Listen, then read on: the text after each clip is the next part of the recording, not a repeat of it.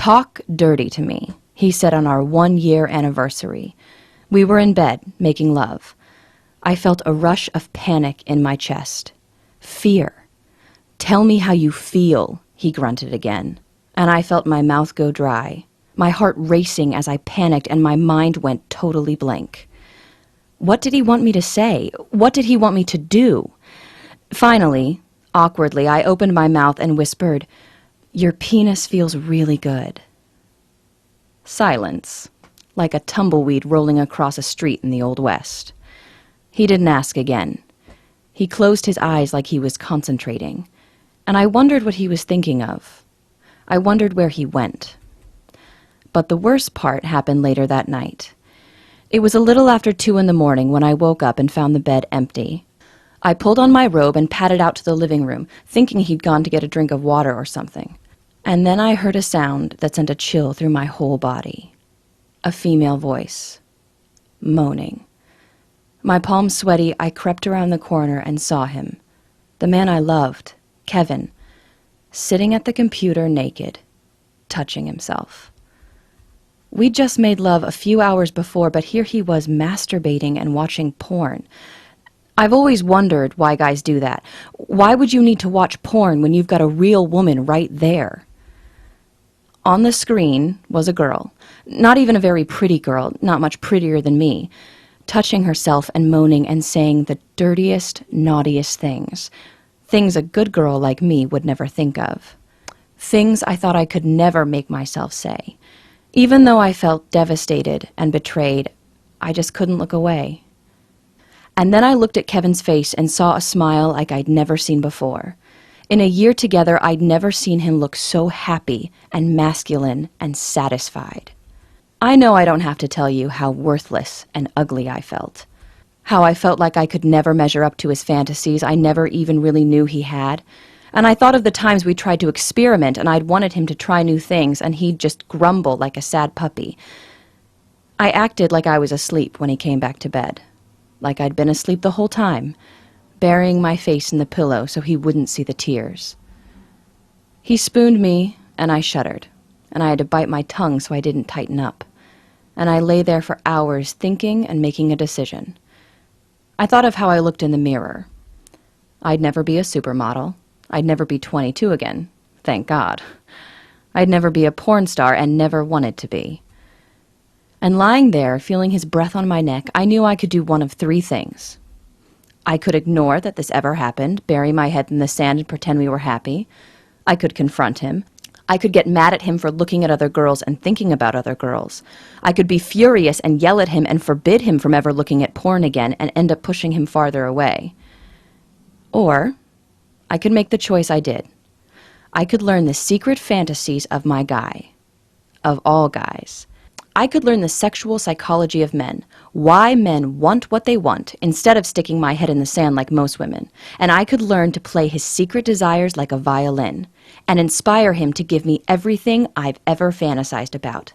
I fired up my laptop the next day, excited at what I was going to learn. But quickly I got frustrated, and then disgusted. All over the internet, all I found were books and articles and YouTube videos by sleazy pickup artist type guys and 22-year-old bimbos telling me that I had to act like a slut or a nymphomaniac teenager to make a man happy.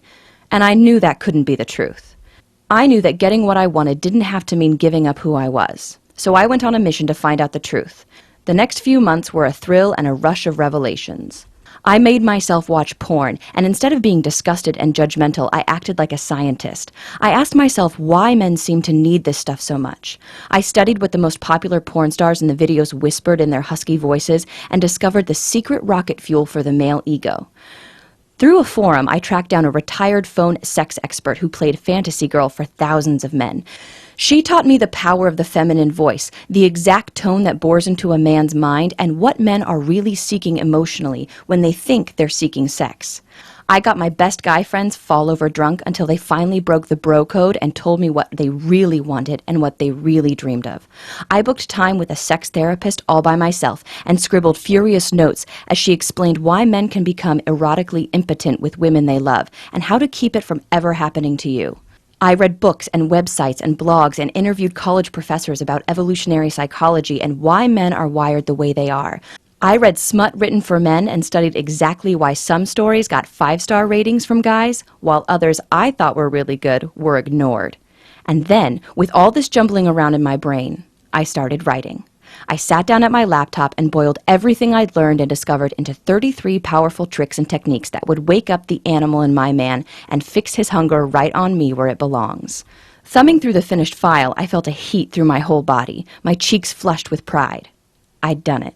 I'd done what no woman had ever done before. I'd created an owner's manual for a man's most important erogenous zone. His mind. His imagination. A few weeks later, Kevin and I were rolling around again, smiling, having fun. He didn't even ask me to talk dirty this time. I guess he didn't want to be disappointed again. He was on top of me, inside me, our faces just inches from each other. He closed his eyes, and I knew he was miles and miles away, getting what he craved from his fantasies because he thought I couldn't give it to him. I took a deep breath and felt terrified, like I was jumping off a bridge, but I said it. The lust mirror phrase I discovered, a little trick that forces a man out of his head and right back into the moment by reflecting his secret desires back at him. His eyes flew open like he was just seeing me for the first time. He looked deeply into my eyes, and I knew he was right there with me, seeing me, feeling me, listening to my voice. And I saw that smile again. But this time he wasn't looking at porn. He was only looking at me. Over the next hour, I took control of his fantasies, whispered naughty words in his ear, stroked his ego, teased him, made him feel powerful and desired and strong and masculine.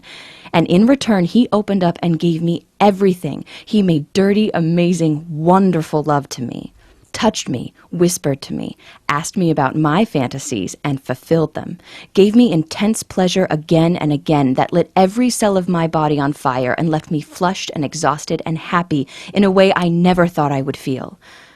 I bet you can feel right now how wonderful that was. We both couldn't stop giggling and laughing when we were done. We basked in the glow, feeling connected and silly and happy and horny and in love. He looked me in the eye and asked, "Where the hell did that come from?" I just smiled, and he curled up next to me and hugged me tight, and we slept and dreamed so soundly like that, twisted in the blankets until the alarm went off the next day. I told my best friend Michelle all about it at lunch. She was scandalized and excited. As we were paying the bill, she super casually said, "Did you learn anything I can use with Rob?" She said it with a laugh, twisting her wedding ring on her finger like an anxious tick. I wasn't sure at first. I'd worked so hard for so long. Was this really something I wanted to share? She's my best friend. How could I say no? At midnight, I got a text from her in all caps with a huge smiley emoticon saying, "Oh my God, your Pavlov's erection thing is genius and really works. He didn't know what hit him. Thank you." I guess Michelle couldn't keep a secret. Or maybe people could just see the glow. My sister Laura called me up and asked if I had a trick for her to try, just for fun.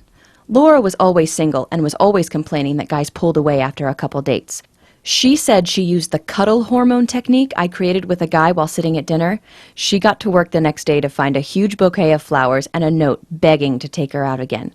And then things got a little crazy. I achieved this weird cult status locally.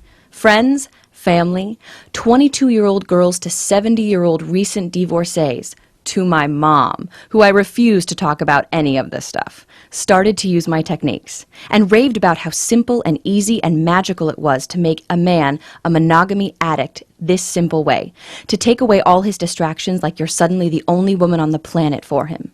Somewhere along the way, what I was teaching all these women got the name The Language of Desire, and it kind of stuck.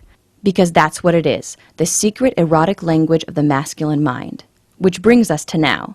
My name is Felicity Keith, and no, I'm not a stripper or a sexpert or a nymphomaniac or anything like that. If you saw me at the supermarket, you'd just see a regular, 40-ish, slightly overweight single mom.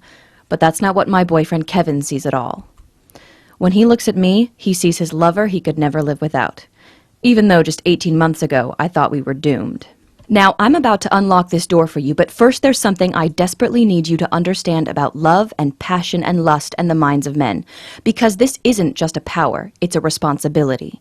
Once you learn how to tease and gloriously torment a man this secret way, You'll be able to give him a more intense, pleasurable, connected, and erotic sexual experience sitting at a table at a restaurant acting completely innocent as far as everyone around you is concerned than his ex-girlfriend could in a whole sweaty, naked weekend. And this next thing is important. Listen to me closely. You'll be able to do all of this without ever acting or feeling like a slut. I know this sounds almost supernatural, and I can't wait for you to experience what it feels like to be so totally wanted, but this isn't magic. It's science. It's chemistry. Because the dirty, wonderful words and phrases you're going to learn have been psychologically designed to hit the masculine mind like a drug. Listen, imagine if we took a brain scan of the man you want at the moment you look him in the eye, smile, and whisper these very special words. If you compared it to a brain scan of a heroin addict at the moment he injected into his vein, would you be able to tell the difference? Not really. In both cases,